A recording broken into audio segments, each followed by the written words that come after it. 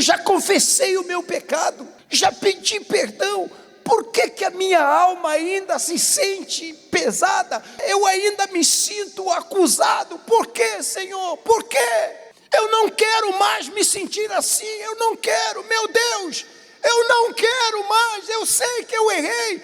Mas até quando eu vou carregar a minha culpa? Até quando eu vou sofrer por causa disso? Até quando? Será que o perdão só vale para os outros e para mim não? Olá, daqui a pouco você vai assistir a esta mensagem. Se inscreva agora, ative o sininho para que você possa ser notificado das próximas mensagens. Aproveite, curte, comenta e compartilhe para que essa mensagem possa alcançar mais pessoas. Filipenses 2, versículo 13 diz assim: porque Deus é o que opera em vós, tanto o querer como o efetuar, segundo a sua boa vontade. Presta atenção. Porque Deus é o que opera em vós, tanto o querer como o efetuar. Peraí, será que tudo que a gente quer foi Deus que colocou? Essa aí é a grande questão. É que aqui ele está falando para filhos. Aquele que é filho, Deus coloca a vontade dele no filho. Não é isso que Jesus ensinou na oração do Pai Nosso? Venha sobre nós a sua vontade. Então, se venha sobre nós a sua vontade, então ele coloca o querer dele no coração da gente. Assim como ele coloca esse querer, ele também dá condição para que esse querer se torne uma realidade. Para que o querer de Deus esteja dentro de você, é necessário que você viva para Deus. Porque quando a pessoa não vive para Deus, ela tem um querer diferente. Quando a pessoa não vive para Deus, ela não é filho de Deus. E aquele que não é filho de Deus, o querer é do seu pai. Quem é? Se o seu pai não é Deus, então quem é o seu pai? Você começa a fazer a vontade do seu pai.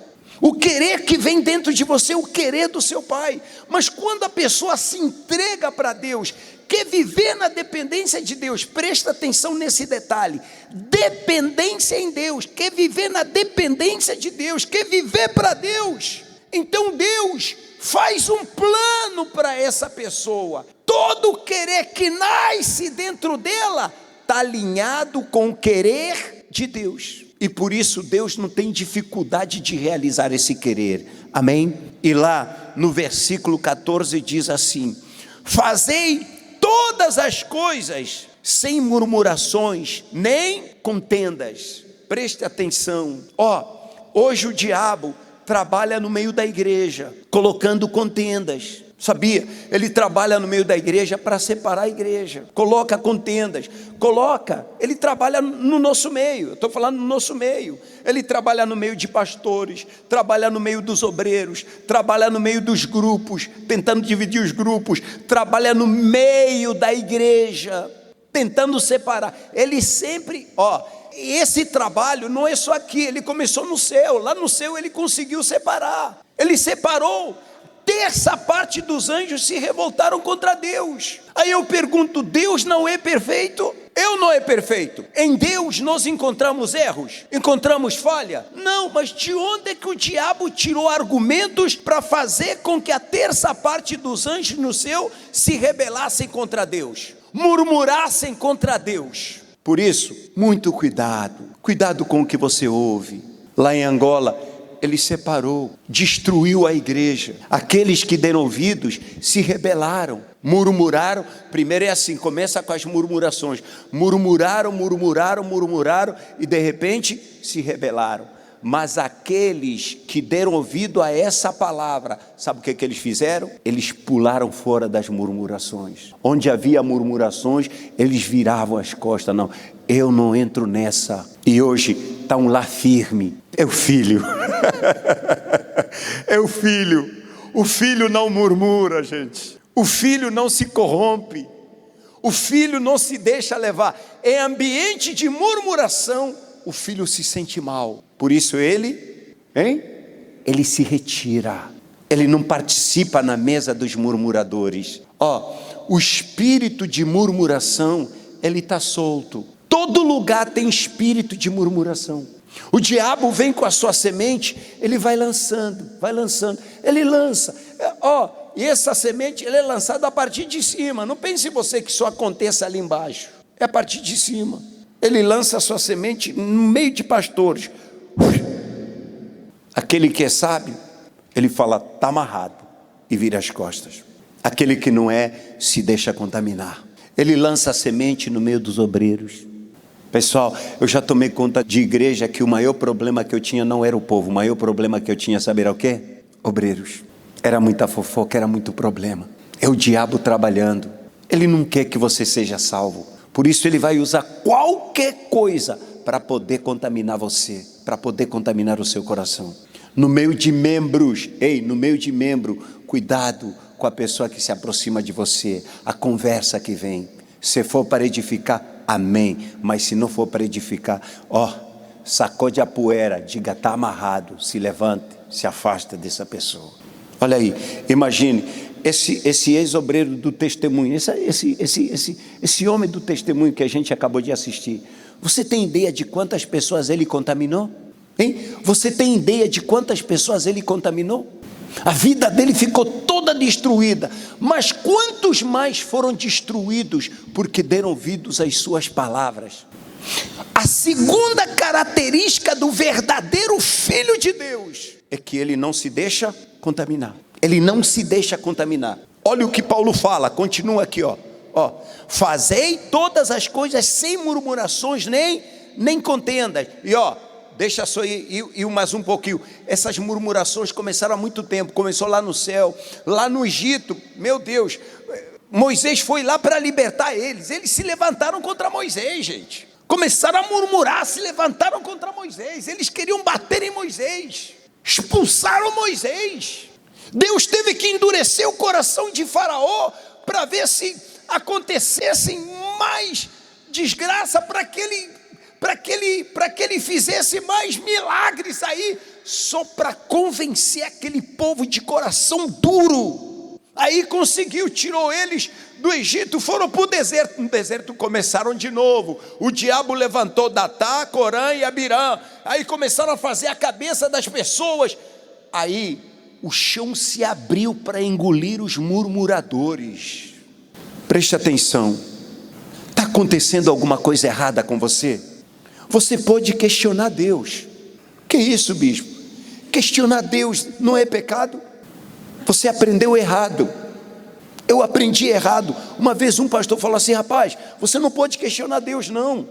Quer dizer, se eu estiver sofrendo, eu devo sofrer calado, não devo falar nada não devo reclamar com Deus. Entenda, existe um questionamento que é sincero. Isso não é pecado. Pô, teu pai está te batendo. É pecado você perguntar, pai, por que o senhor está me batendo? Que mal tem? Puxa, pai, eu vim da escola, o senhor não está me dando comida, o senhor está com medo, o senhor não está me dando comida. Pai, o que foi que eu fiz para o senhor não me dar comida? Me diz, isso é pecado? Então por que você também não pode questionar Deus por causa do que está acontecendo com você? Isso é um questionamento sincero, presta atenção, sincero. Espera aí, meu Deus, eu não estou entendendo. O Senhor me desamparou. Por que está acontecendo tanta desgraça comigo? Eu fiz alguma coisa errado? Eu fiz alguma coisa que está te afastando? Por favor, me mostre. Porque eu não estou conseguindo, eu não estou aguentando mais.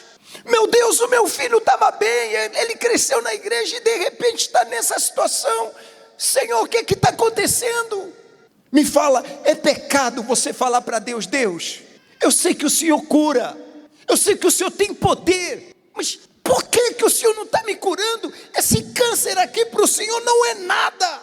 Eu não estou dormindo, eu fico noites e noites chorando de dores e o Senhor só está me vendo. Por quê, Senhor? Por quê? Porque dúvida eu não tenho dúvida, o Senhor cura.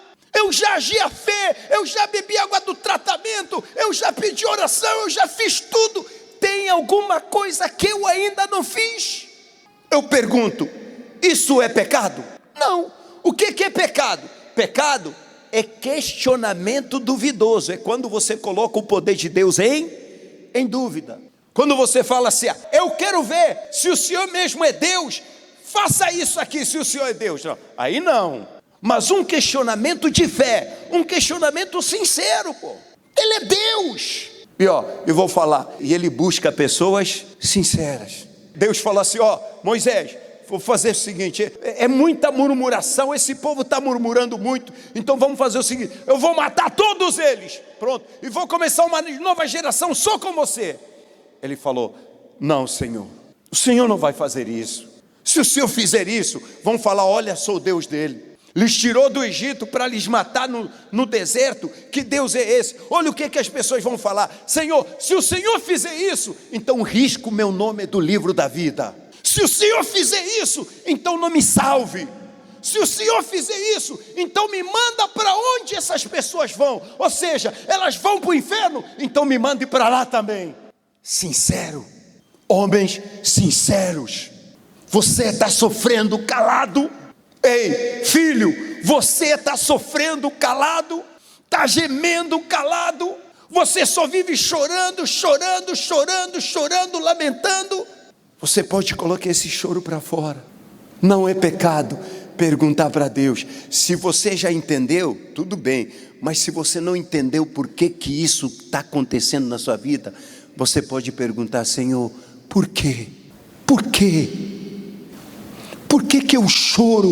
O Senhor não se importa com o meu choro. Por que eu sofro? O Senhor não está se importando com o meu sofrimento. Eu sei que eu sou pequeno demais, diante de quase 8 bilhões. Acho que essa semana bateu 8 bilhões de pessoas agora somos 8 bilhões de pessoas. Diante de 8 bilhões de pessoas, Senhor, será que eu sou tão assim insignificante?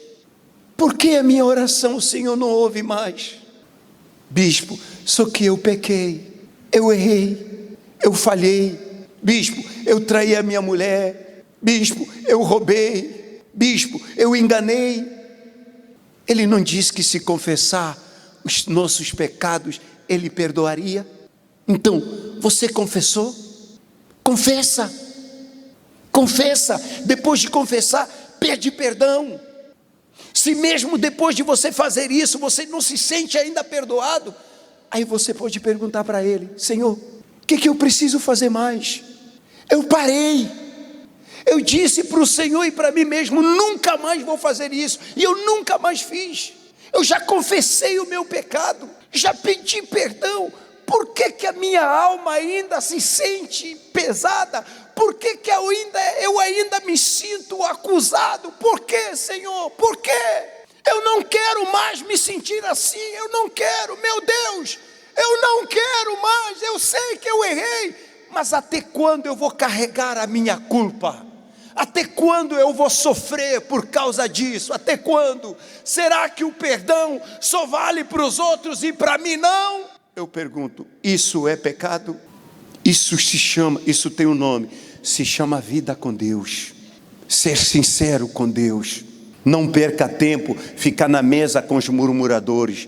Leve os seus problemas em particular com quem, gente? Conversa com Deus. Quando o marido e mulher têm problema, o que eles fazem? Eles conversam e discutem os seus problemas até resolver o problema. Assim somos nós com Deus. Jó chegou a falar assim, me mostra a minha culpa. Ele disse, se houvesse um tribunal aqui, eu iria para lá para me defender, porque não é justo o que está acontecendo comigo. O que foi que eu fiz? O que foi que eu fiz para merecer isso? Jó pecou? Não, ele não murmurou, ele só foi sincero com Deus. Isso é fé. E olha, honestamente, sinceramente, é isso que tem que acontecer nessa fogueira santa para a sua vida mudar. Amém, pessoal?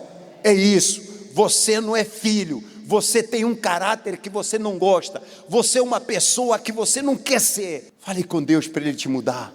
Puxa, Ele mudou Saulo para Paulo, Ele transformou Zaqueu, Ele teve misericórdia daquela mulher adúltera, Maria Madalena, tantos outros, Pedro. Sou eu é que o Senhor não pode mudar? Será que o meu pecado é tão grande assim, que eu já não tenho mais perdão? Amém. Por último, olha aqui, versículo 15. Para que sejais irrepreensíveis e quê? Sinceros. Deus fala o quê, gente? Não é hipocrisia, não é você viver na hipocrisia. Seja sincero. Sinceros, filhos de Deus, inculpáveis no meio de uma geração corrompida e perversa, entre a qual resplandeceis como astro no mundo. Que maravilha. Olha o que Deus quer, que você resplandeça como astro. O astro fica em cima. Todo mundo vê a luz de um astro. E quando Paulo escreveu isso, o mundo era menos corrupto do que hoje. Hoje o mundo é corrupto. Hoje parece que a coisa desandou, saiu fora do normal. Mas aquele que é filho não se corrompe. Olha só, Daniel, levaram Daniel, foi levado cativo até na Babilônia. Lá o rei fez questão de trocar o nome dele. Sabe por que o rei mandou trocar o nome dele para colocar um nome babilônico? Era para ele esquecer a identidade dele, para ele assumir o quê? A identidade da Babilônia, os costumes de Babilônia. Mas veja, mesmo trocando de nome, ele mudou de caráter? Não, ele não se contaminou. Diz a Bíblia, logo que ele chegou lá, ele propôs no coração dele não se contaminar. Ele manteve a sua fé, passou por lutas, passou por dificuldades, passou por perseguições, ficou 21 dias chorando, buscando uma resposta, mesmo parecendo que Deus não estava atendendo ele durante 21 dias. Ele manteve-se firme, amém? Inventaram uma lei para tentar pegá-lo. Ele disse, se quiser, pode me matar. Se quiser, vai ser agora lançado na cova dos leões. Não mudou o caráter dele. As ameaças não mudaram o caráter dele. Ele continuou sendo fiel ao seu Deus. Essa é a característica do verdadeiro filho de Deus. Todo mundo precisa ver que você é um astro. Amém? Outro dia eu li uma história do cego que andava com uma lâmpada de noite. O cego andava com uma lâmpada de noite. Uma lanterna de noite. Cego andando com uma lanterna de noite. Aí as pessoas olharam e falaram assim, peraí, rapaz, você é cego, você não enxerga, por que você está andando com a lanterna de noite? Ele falou, é para impedir que as pessoas que vêm não tropecem em mim. Como é que é? É para impedir que as pessoas que vêm, essa lâmpada não é para mim, é para os outros, para que aqueles que me veem, aqueles que verem, não tropecem em mim. Filho de Deus é lâmpada. Não deixe que você seja motivo de tropeço. Por outras palavras, ele estava tentando dizer, eu não quero ser um tropeço para ninguém, por isso eu ando com essa lanterna. Eu não quero que ninguém tropece por causa de mim. Eu não quero que ninguém caia através de mim. Esse é o Filho de Deus. O Filho de Deus, ele brilha. Todo mundo vê o testemunho do Filho de Deus. No trabalho, todo mundo olha para ele. És aí o Filho de Deus. Na escola, não tem como confundir o verdadeiro Filho de Deus. Em casa, aí está o Filho de Deus. Como marido, como pai, como esposa, como mãe, como irmão, como amigo. Lá está o Filho de Deus. Seja orgulho do seu pai, meu amigo. Seja orgulho do seu pai. Quando seu pai olha para você, no meio dos incrédulos, ele se orgulha de você ou ele sente vergonha? Ele olha para você com orgulho, como ele olhava para Jó. Observaste o meu servo Jó, íntegro, reto, que não se contamina, que se desvia do mal. Amém? Gostou da mensagem? Então, inscreva-se em nosso canal, ative as notificações e siga-nos nas redes sociais.